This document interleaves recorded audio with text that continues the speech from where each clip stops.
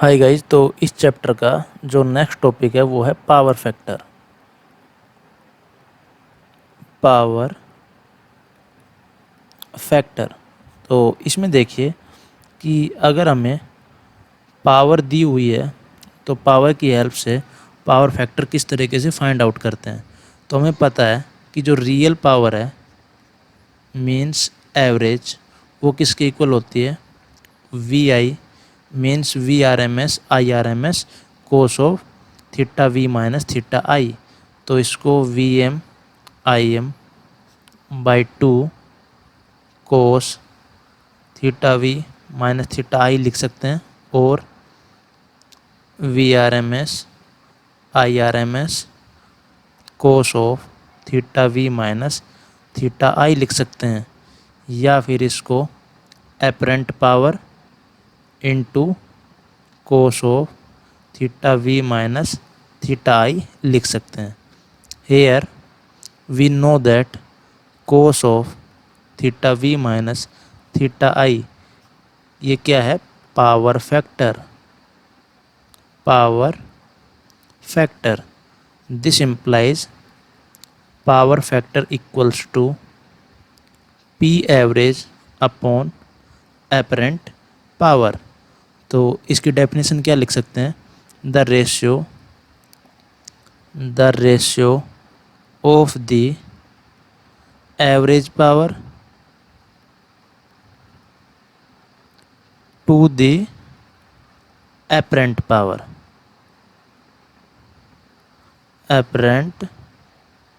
power is called the power factor, is called the power factor।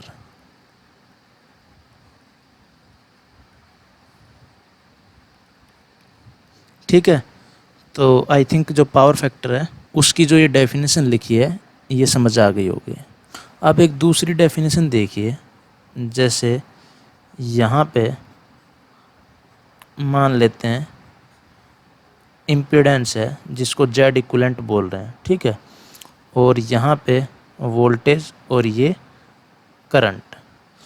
तो यहाँ पे ऐसे देखिए कि वोल्टेज को हमने क्या माना था, V M cos of omega T plus theta V, और आई ऑफ टी इसको क्या अज्यूम किया था, I M cosine of omega T plus theta I. तो अगर इसको फेजर फॉर्म में लिखेंगे तो क्या लिखेंगे, I M at an angle theta I, और यहाँ पे V M at an angle theta V. तो जेड इक्वलेंट क्या आएगा यहाँ से, जेड इक्वलेंट आएगा यहाँ से V M at an angle theta V upon I M at an angle theta I. तो इसको लिख सकते हैं V M by I M at an angle theta V minus theta I. तो यहाँ पे आप क्लियरली देख सकते हैं कि जो जेड इक्वलेंट है मीन्स इम्पीडेंस है, उसका एक तो मैग्नीट्यूड है जिसकी वैल्यू क्या है, V M by I M, और एंगल क्या है, theta V minus theta I. तो ये क्या है, जो एंगल है ये इसको बोलते हैं power factor angle. Means clearly जो इम्पीडेंस एंगल है, इम्पीडेंस एंगल वो किसके इक्वल है, पावर फैक्टर एंगल के। और यहाँ से हम लिख सकते हैं जो cosine of power factor angle या फिर इम्पीडेंस एंगल, ये क्या है, पावर फैक्टर। तो ये एक तरीके से दूसरी डेफिनेशन हो गई कि कोसाइन ऑफ इम्पीडेंस एंगल क्या होता है, पावर फैक्टर। ओके, अब एक नेक्स्ट टॉपिक देखते हैं, पावर ट्रायंगल का कंसेप्ट देखते हैं कि पावर ट्रायंगल क्या है। तो जो नेक्स्ट टॉपिक है वो है पावर ट्रायंगल। तो इस टॉपिक को देखिए कि हमें पता है कि जो कॉम्प्लेक्स पावर है वो क्या होती है, P प्लस जे क्यू। यहाँ पे P क्या है, रियल पावर या फिर एवरेज पावर, और जे क्यू यहाँ पे जो इमेजिनरी पार्ट है Q, ये क्या है, रिएक्टिव पावर। तो अब देखिए इसको कि मान लेते हैं कि P ग्रेटर देन 0 है और क्यू भी क्या है, ग्रेटर देन 0। ये तो अजम्पशन है, यहाँ पे 4 कंडीशन पॉसिबल है, P greater than 0, Q greater than 0 और P less than 0, Q greater than 0, और सिमिलरली जो P लेस देन 0 के लिए Q ग्रेटर देन 0 और Q लेस देन 0। तो हम पहला केस एक्सप्लेन कर रहे हैं पहले कि P ग्रेटर देन 0 और Q ग्रेटर देन 0 का मतलब क्या है। तो यहाँ पे तो आपको सिंपल सा मैथमेटिक्स लगाना है कि एक इमेजिनरी एक्सिस है कॉम्प्लेक्स नंबर के लिए, ये तो a plus iota b type में है ना, और ये क्या है, रियल एक्सिस। तो यहाँ पे मान लेते हैं p है और यहाँ पे मान लेते हैं q है इमेजिनरी में। तो ये जो पॉइंट कर रहा है ये किसको पॉइंट कर रहा है, s को। तो यहाँ पे कुछ इस तरीके से है, आपको पता है कि 2 वेरिएबल में जो कॉम्प्लेक्स नंबर है वो वेक्टर की तरह इसको ट्रीट कर सकते हैं।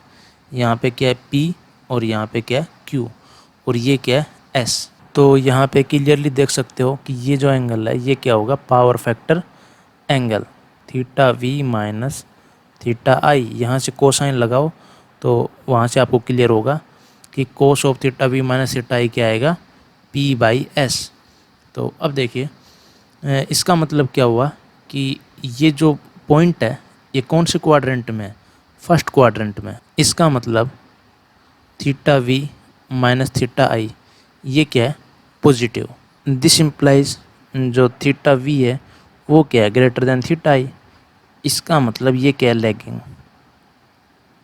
और लैगिंग के केस में आपको पता है कि जो q है रिएक्टिव पावर वो क्या होती है, ग्रेटर देन 0। तो ये केस आप सेटिस्फाई कर सकते हो। यहाँ पे जो q है वो क्या है, ग्रेटर देन 0 और जो पावर फैक्टर है वो क्या है, लैगिंग। एक केस और लेके दिखा देते हैं। मान लो p ग्रेटर देन 0 है और q लेस देन 0 है। इसका मतलब ये पॉइंट यहाँ पे होगा, ये s और यहाँ पे p और ये क्या होगा, q। ठीक है, ये रियल एक्सिस और ये इमेजिनरी एक्सिस। तो अगर एंगल की बात करें तो ये एंगल क्या होगा, theta v minus theta i। तो यहाँ पे क्लियरली देख सकते हो theta v minus theta i किसके इक्वल है, लेस देन 0। ये नेगेटिव है, this implies theta v is less than theta i means leading. तो इसका मतलब जो q है लीडिंग के लिए वो क्या होता है, लेस देन 0। तो यहाँ पे आप क्लियरली देख सकते हो q क्या है, लेस देन 0 और यहाँ पे जो पावर फैक्टर है वो क्या है, लीडिंग। तो अगर इस तरीके के कुछ केस दिए हुए हैं या फिर इस तरीके की कोई सोल्यूशन हमें मिलता है तो वहाँ से हम पावर फैक्टर के बारे में कमेंट कर सकते हैं, लीडिंग, लैगिंग और रिएक्टिव पावर के बारे में भी कमेंट कर सकते हैं, पॉजिटिव नेगेटिव इस तरीके से।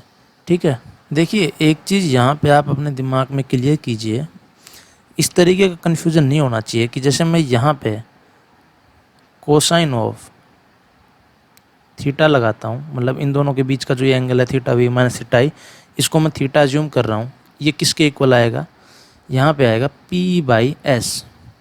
इसका मतलब क्या है, ये मैग्नीट्यूड है, ये लेंथ लिखी हुई है। ठीक है, तो ये एंगल हमेशा पॉजिटिव आएगा। ठीक है, क्योंकि ये एक्यूट एंगल है, ये तो हमेशा पॉजिटिव आएगा। फिर हम अपने कन्वेंशन के अकॉर्डिंग देखेंगे कि जो ये थीटा वी माइनस थीटा आई है ये एक्चुअल में नेगेटिव होगा कि पॉजिटिव होगा। ठीक है, जैसे हम कॉम्प्लेक्स नंबर में भी बात करेंगे कि जो आर्ग्यूमेंट निकालना सीखते हैं उस केस में भी हम आर्ग्यूमेंट किस तरीके से निकालते हैं वही कॉन्सेप्ट यहाँ पे यूज़ हो रहा है।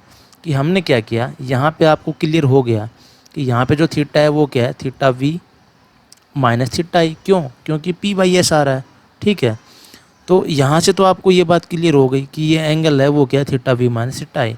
तो ये एक तरीके से जो एंगल है उसका मैग्नीट्यूड हमें मिलेगा यहाँ से। फिर उसके बाद जो हमारा कन्वेंशन है कि ये तो क्लॉकवाइज एंगल है तो ये क्या होगा, नेगेटिव। तो यहाँ से हम ये सब कमेंट करेंगे। ठीक है ना, ऐसा मत सोचना कि हम यहाँ पे अगर कोस थीटा फाइंड आउट करेंगे तो नेगेटिव आएगा, बिल्कुल नहीं, नेगेटिव नहीं आएगा। हम हमेशा एक्यूट एंगल फाइंड कर रहे हैं यहाँ पे, तो ये एंगल पॉजिटिव ही आएगा, लेकिन according to our sign convention इसको हम बाद में क्या लेंगे, नेगेटिव।